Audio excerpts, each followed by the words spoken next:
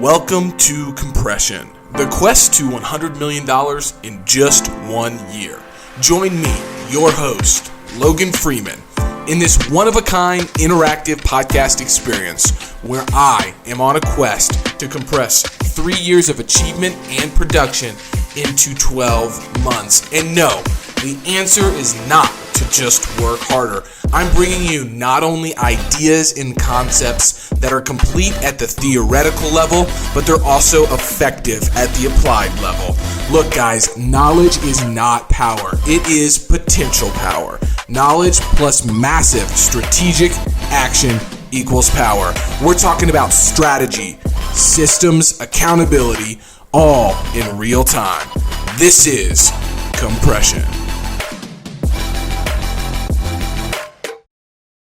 So we're back for another episode of the Compression Podcast.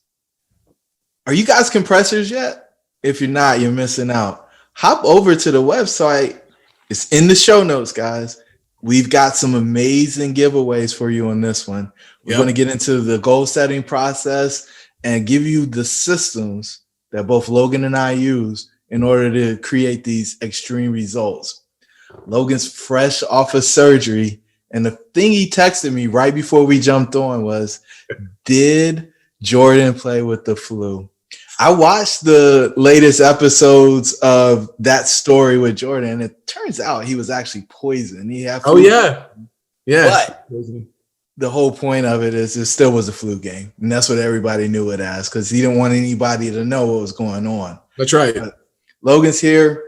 He's bringing the fire today. We're going to dive into these systems because, I mean, this is effective at the applied level. It's not just theoretical, ladies and gentlemen. So, Logan, let's dive into these tools and techniques, man. All right, man. Well, first off, I've got some quotes around goal setting, and I want to knock some misconceptions off of the plate here. And if I'm looking down on this episode, it's because I had my cornea completely lasered in half yesterday is what it feels like. And currently, I think I'm getting hot sauce poured into my eyes. But my vision is already better, and I'm very excited about that.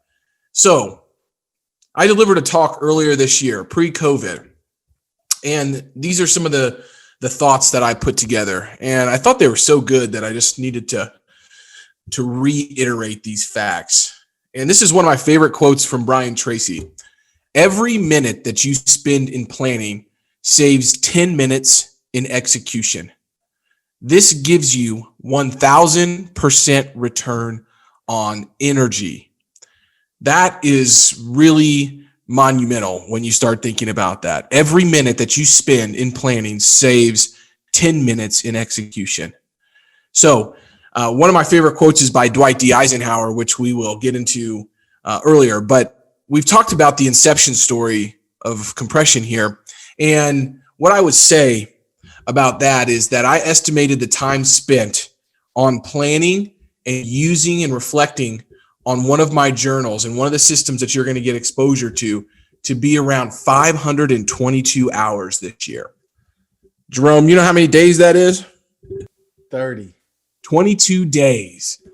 That's 22 days that I have spent planning, training my brain, thinking about what I'm going to do before the other folks do. Now, that's really, really exciting because I know my competition is not up and they are not ready to go for the day. And while they're sleeping in their cozy, warm beds, Jerome is on the pavement, in the snow, in the rain, no shoes on, running 6 miles. And I'm over here training my brain so I can get my mind right for the day. Now, 2 reasons that I think the people do not stick to their goals. One is the lack of clarity. And we've talked a little bit about that. The second is no system for accountability. We're going to help you get clear, but this episode is all about accountability and putting a system in place to help you create new habits around the goals that you want to achieve. If you think about a goal, what is a goal? It's a dream with a deadline. With a deadline, meaning you have to do something before that's going to happen. So that's what this system is about.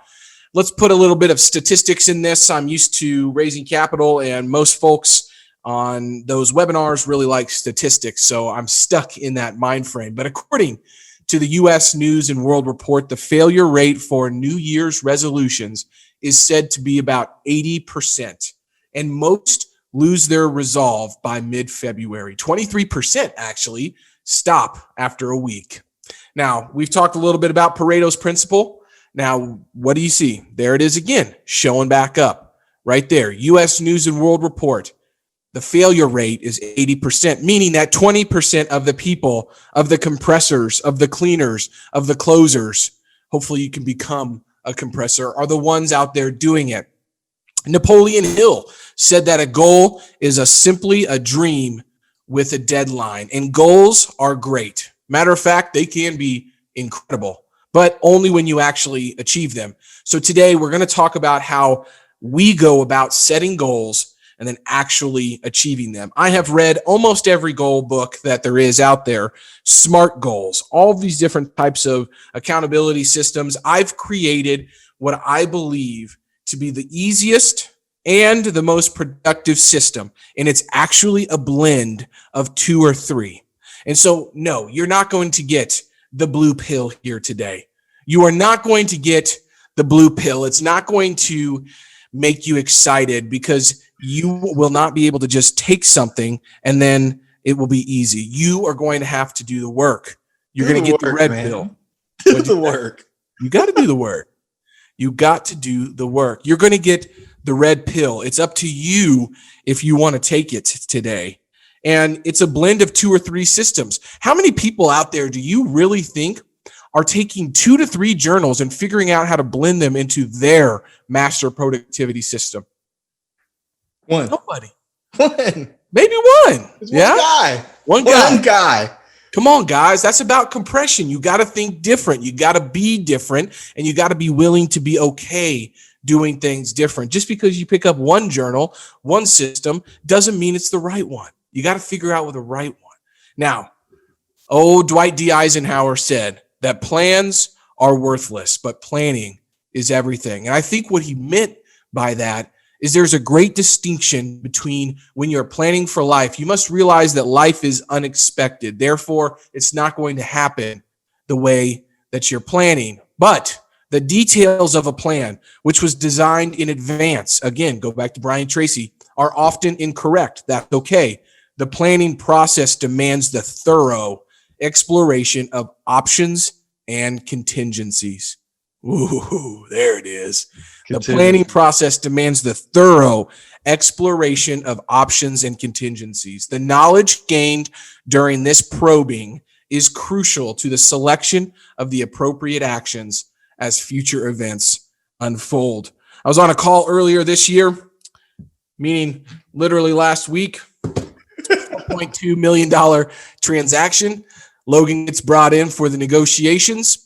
Seller won't budge on the price. We've got $168,000 worth of credits needed from the buyer side. I wrote a letter. I backed it up by science. I delivered it in the right way. I got the buyers okay with the plan.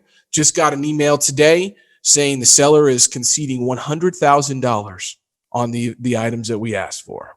And that's because I went through the demanding process of exploration of options and contingencies with my buyer and with my seller, or the other seller. And I thought through everything that could go wrong. And the agent that was on the line with me said, Logan, how do you never get caught off guard? I'm never unprepared.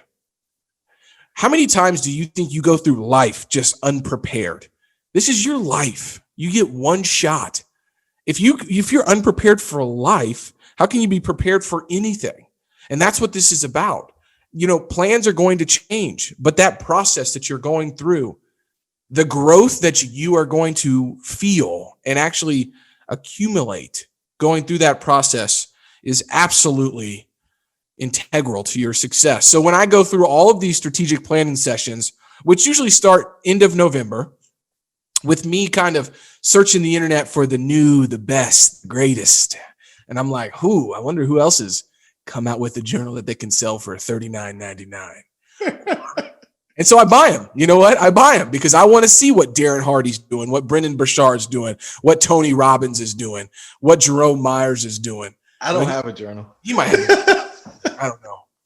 His journal is the pavement, baby. As I read through all of those questions that they ask me and I think through them, it's like the picture begins to be painted. I'm started with a blank canvas, and now I'm starting to throw some paintbrushes, some strokes up on the canvas. I can start to see that all these brush strokes that I've been making are becoming something beautiful, and that, my friends, is clarity. The single most important tool for you to use and to capture is clarity. It begins with a mission statement that is in tune with your values, that are backed up by strong reasons paired with strategic behaviors and habits. That's it. And that's what we're here to show you how to do today. So with that being said, Jerome, you got any questions on what I was just dropping there, or do you want to jump right into these systems? I do. We need to break this down. Just a few things, right? So I can scratch my head, think about this thing. You got me scratching my head over here, Logan. All right. So here we go.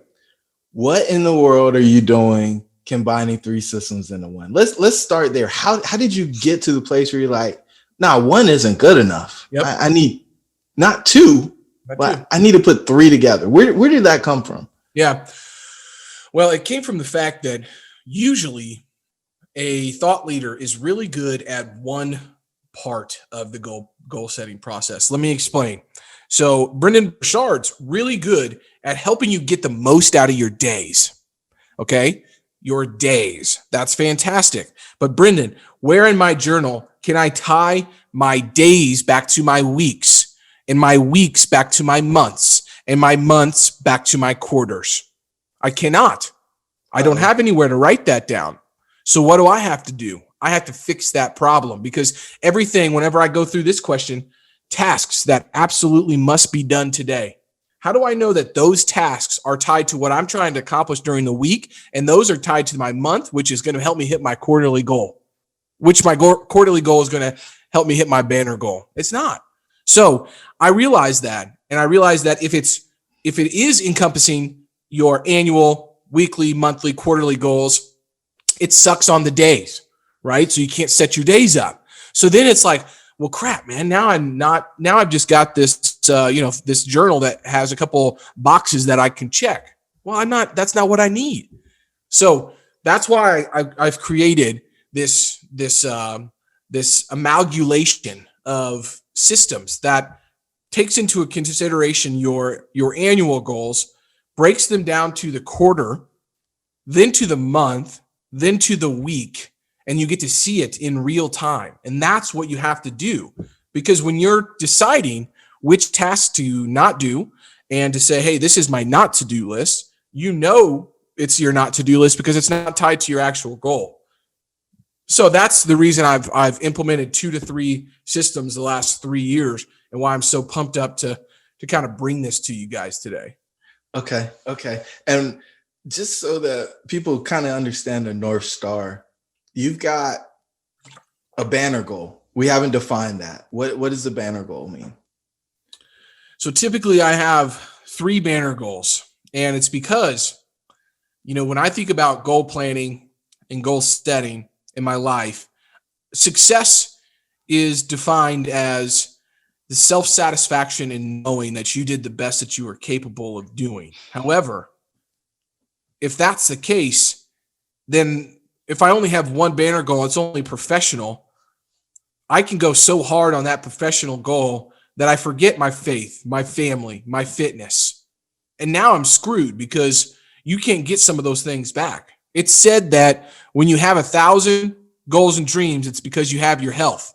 But when you don't have your health, you only have one goal and dream, and it's to have your health. So a well-rounded person sits on a stool with not one leg, not 2 legs, but 3 and 4 legs usually. I need 4 because I'm such a big guy, but most people just need 3, okay? You just need 3. And so if you have 3 banner goals, you can think about it like this: spiritual, mental, emotional being your first one.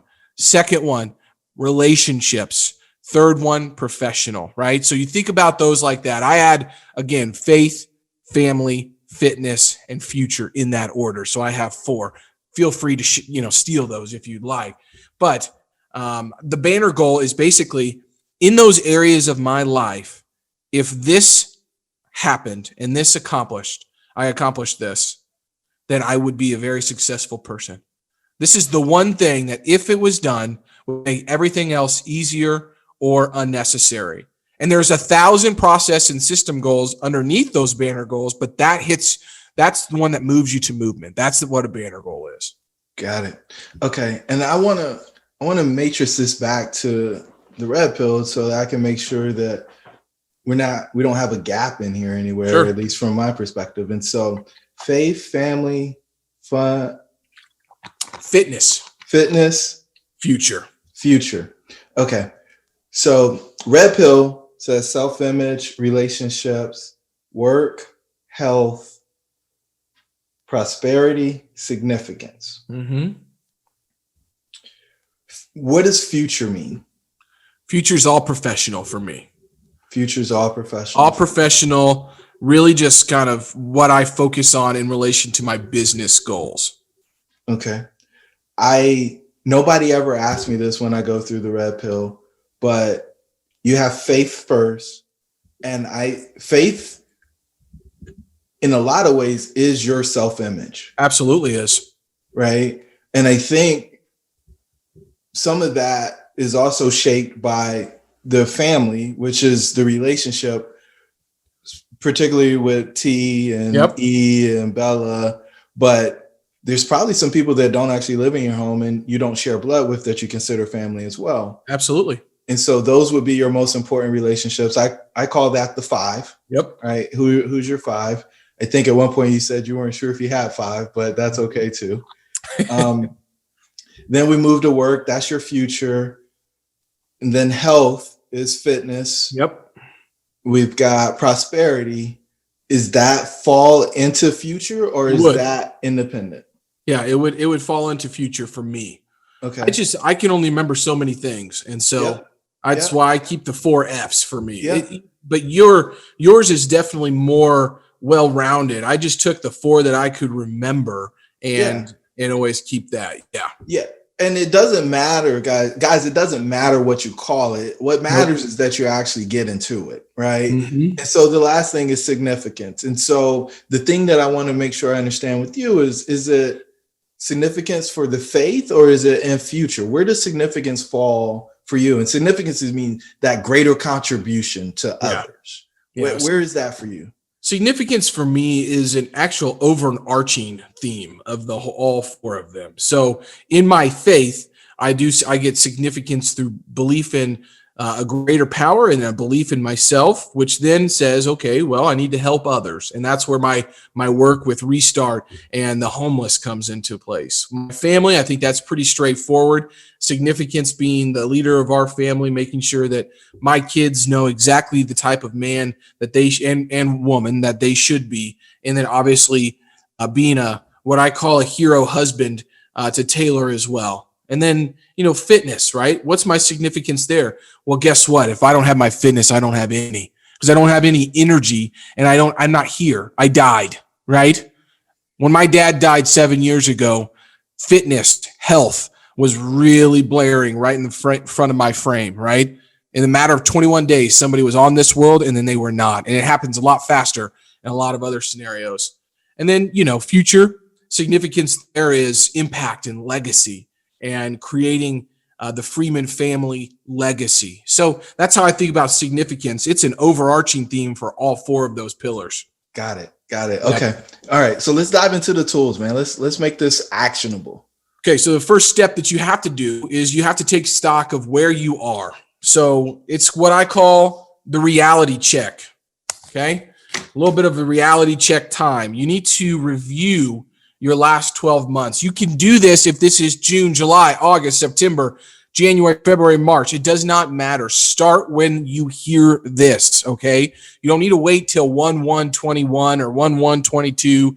It doesn't matter. That's just a man-made number that you live by. I don't. You do. So stop living by it.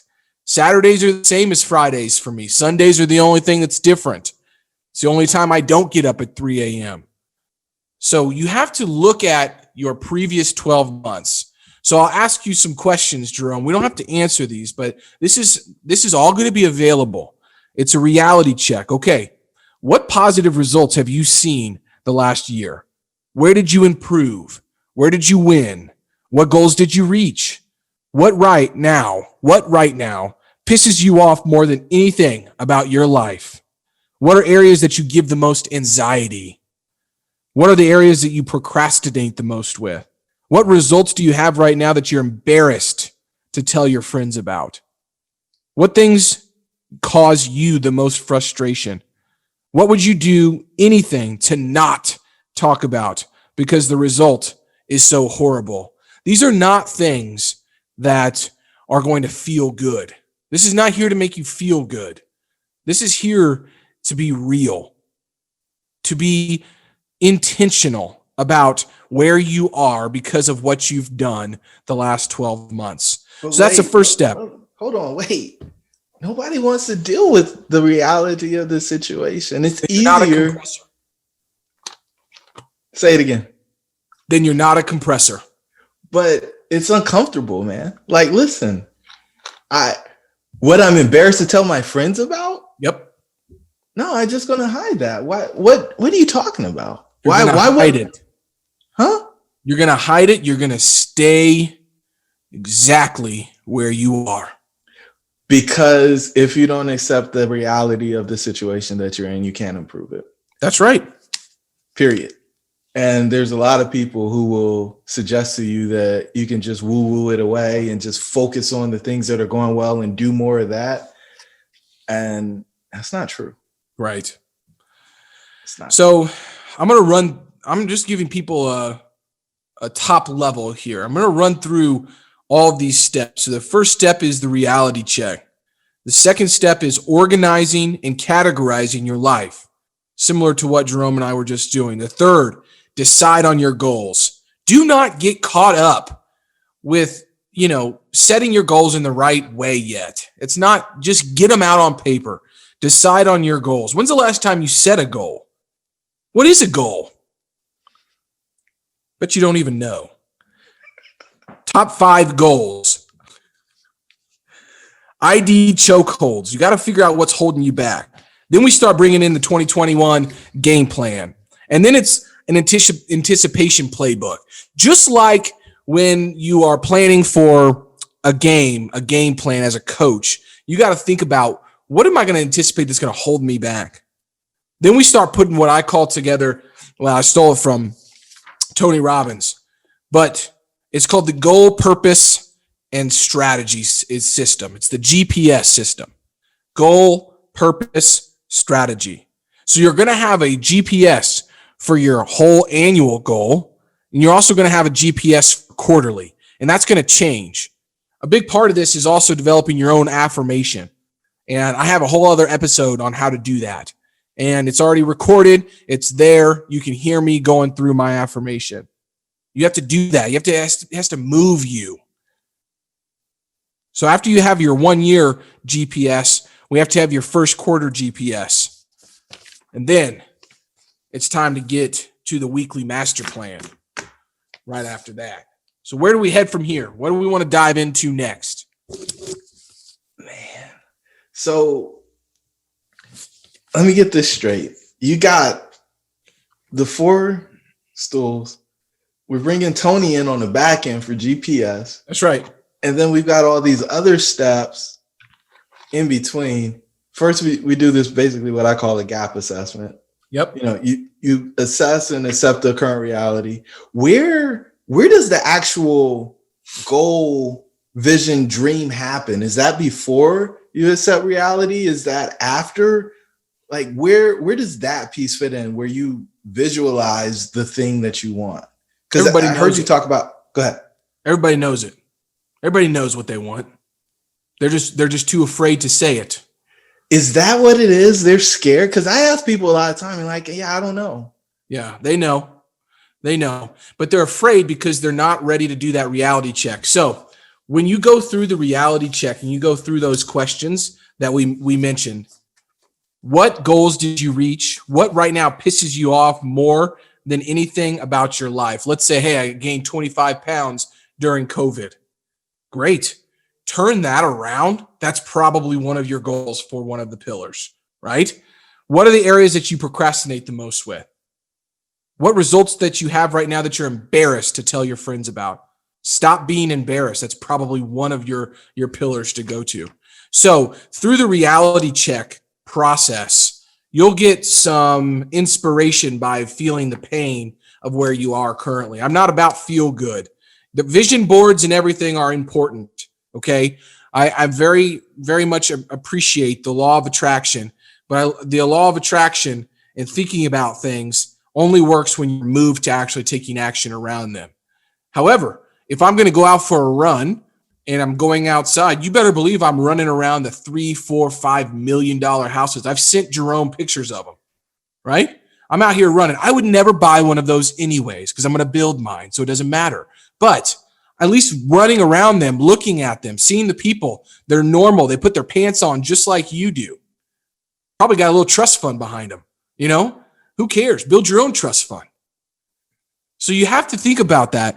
So the reality checks where you start to get those. However, I don't want people to get stuck in, doing this big, long brainstorming session, because inside of you, what's causing you the most pain right now, if you flip that around, that is going to be your number one goals. And your number one goal can be stop being an ass.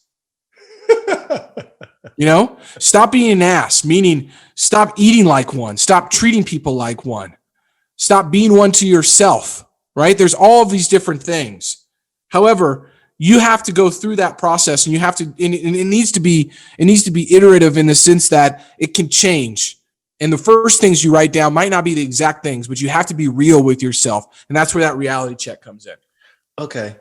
All right. So people have a general idea of what their goal is. Yep. I think that's a given.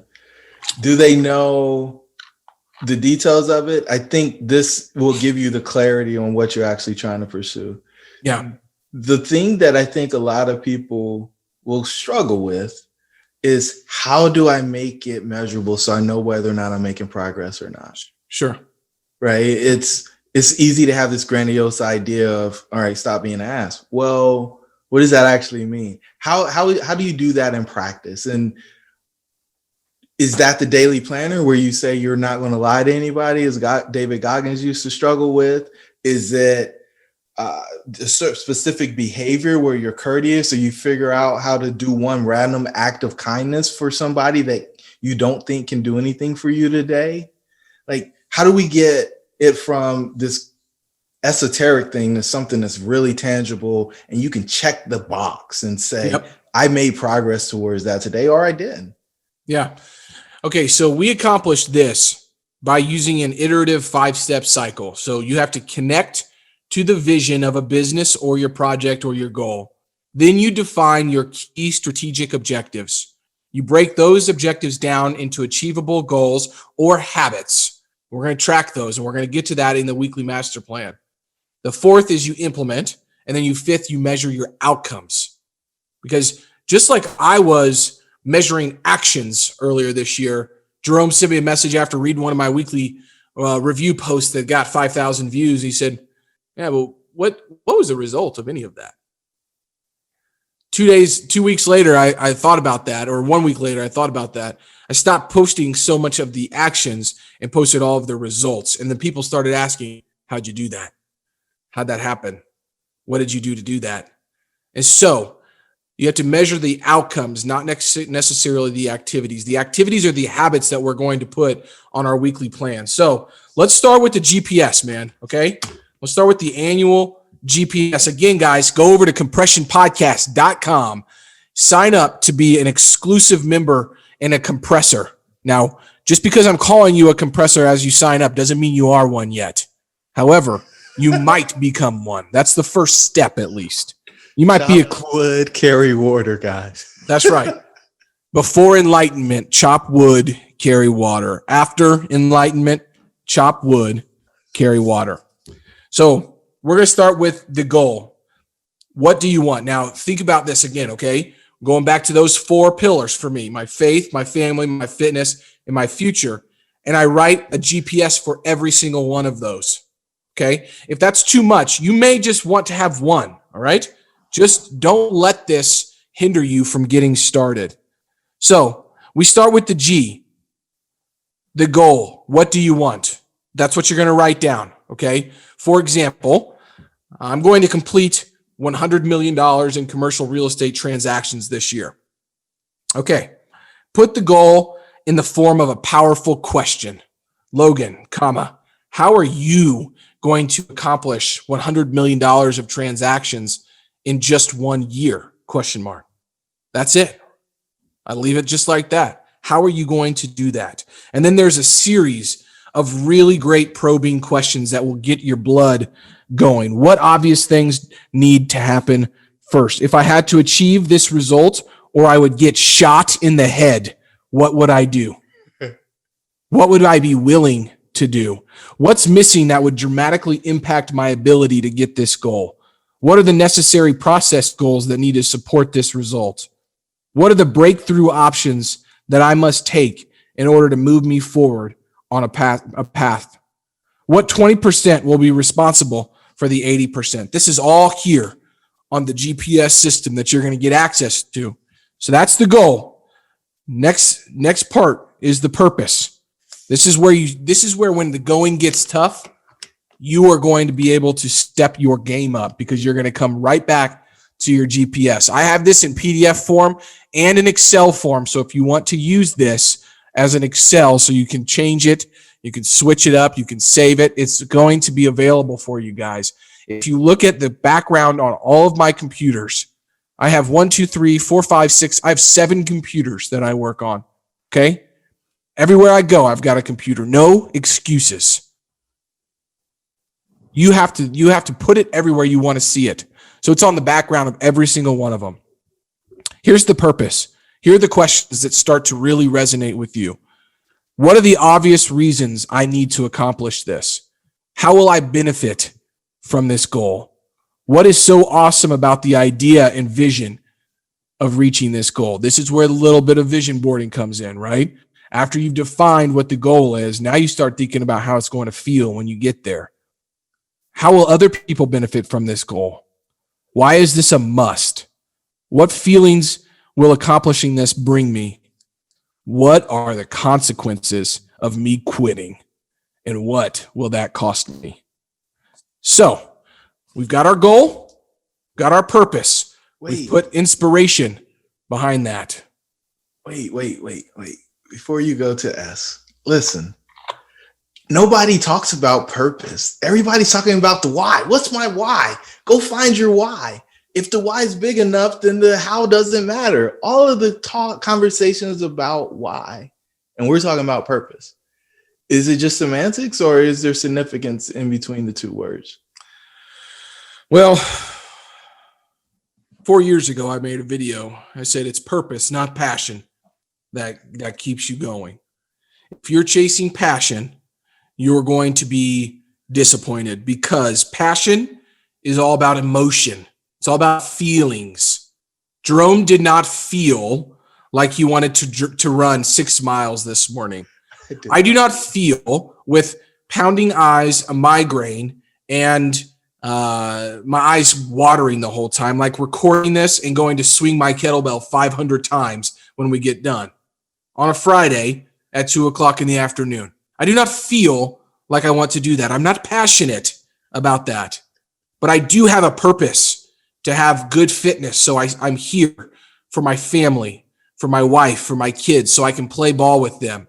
So 20 years from now, Ezra isn't able to beat me up, right? That's my purpose. Find your purpose. Passion for a kettlebell will not always be there, but a purpose for swinging that kettlebell will. And so that is what I'm all about, is purpose, not passion. Does that answer your question? It does. You know, we both follow a little bit of Inky Johnson, right? Oh, yeah. And he talks about being committed to the mission even after the initial emotions when you made the commitment are gone. And so I'm extremely excited to hear this conversation about purpose, because now it's bigger than you. Yep. It's not about how you feel. It's not about what you want. It's about this impact, this significance on something that others can't do. And so, guys, find your purpose. And it's like, oh, but my purpose, where's my purpose? You find your purpose through doing the work. Yeah. Stop using it as an excuse on why you're not doing it. Do the work, and then your purpose will show up, and it'll get in the car with you while you're going down the journey. All right, let's go to S. Okay, so we've defined the goal. We've put some purpose behind it. Here's where all the books really start to come into play. This is the strategy. How can I get it? How can I get it done? How do I get it done? So we're going to start with your current starting point, okay? This year, I completed $74 million worth of commercial real estate transactions. Beautiful. How do I do 100, right? That's my starting point. So I'm writing this down. I'm starting at $0, comma, because it's a new year. I have not done any transactions, but I will document the pipeline that I have been created, because you better believe that I have been setting myself up for 2021 this whole quarter, not only mentally, but also professionally. I have more real estate closing in the first quarter. If you guys saw on LinkedIn, I'll have to link that LinkedIn post. Ruben, Invested Talent team, I need you to find that LinkedIn post and put that in the show notes. I have 400 units currently under contract, which is 25 million. How much passion do I need to do those, right? How much passion do I need to do that? That's purpose, man.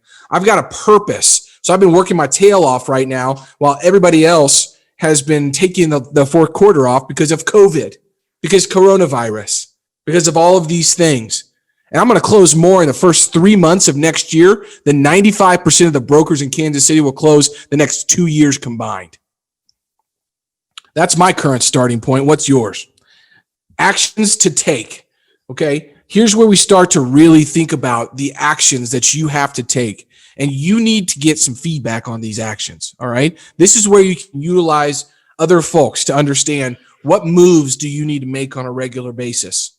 We will move these actions to the weekly master plan here in a second, but this are the actions that are overarching for your goal for the year. So for me, to get to $100 million, I need to continue to assimilate, accumulate, and aggregate. Bet you guys don't even know what that means. You like your alliterations, don't you? You have to, baby. When you've been hit in the head as much as I have, you have to be able to remember things with acronyms and alliteration. So for me, I need to continue to build up my investor base. I need to continue to do my morning routine. I need to take 10,000 steps a day, catch Jerome. I need to add 1 6-mile run in there a week, so I can start to. So yeah, you said it right. I heard. Yeah, it's for you for a day. I'm catching you, man. I'm on your heels. I ran 3 miles yesterday. I didn't even tell you about it because I'm gonna catch you. I'm gonna catch you. Just wait. That's another action. What's another one? Okay, I need to pray. Read the gospel every single morning. I need to fill my mind with good, awesome, and clear messaging on a regular basis. All of these things, those are actions that I need to take. Now, what are the habits and systems that I have to create, right? Okay, well, what's a habit and system I need to create around, losing weight and being fit? Well, the first being, I've got Parker coming over every single Monday morning, where at 7 a.m., no matter what, he's at the house. Either I have created the workout or he did. I got Jerome sending me 6-mile runs every single morning. I've got the kettlebell club that has 56 people in 2 weeks posting the same workouts that we're doing. I've got accountability there. I've got to catch Jerome. So now I got to start running. All of those things, those are habits, systems based on accountability. So those are things that you can start to think about. James Clear, Atomic Habits, beautiful, fantastic writer. One of the best in the business right there. Relationships and connections. This is where a lot of people miss out on, okay? If you think about your goal, I got $100 million to do next year. Who are the relationships and connections that I need that I don't have right now? Well, I need a bunch more 7-figure check writers. Well, who are those guys and gals? Well, they're business owners. What age are they? Well, they're probably about 55 to 65. Where they live, most likely California. What do they do? These are all things that I'm going through in my head. Those are all relationships and connections that I need to make to help get to my goal. The last piece here is the knowledge and skills that you're going to be utilizing to level up on so you can achieve your goal faster. This is where the compression comes in, okay? Goals are important. Your purpose is more important. The strategy is what's going to get it done. And this is how you take doing $35 million a year in real estate to doing $100 million, because this is where we start to look at Pareto's principle, Parkinson's law, essentialism, getting shit done, GSD. All of those things are coming into one right there. That's the knowledge and the skills. I can keep going. Negotiation, emotional intelligence, sales and marketing.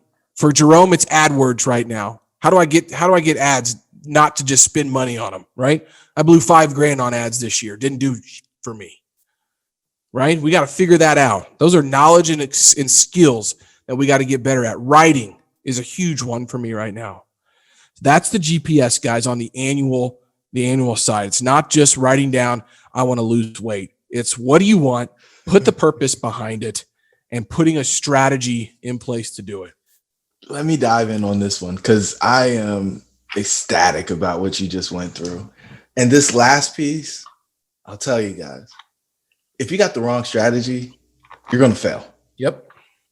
Right. And if you have no idea how to get it done, you need to talk to somebody that either has done it or knows somebody who's done it and knows it well enough that they can model that so that you can replicate the process. That's right.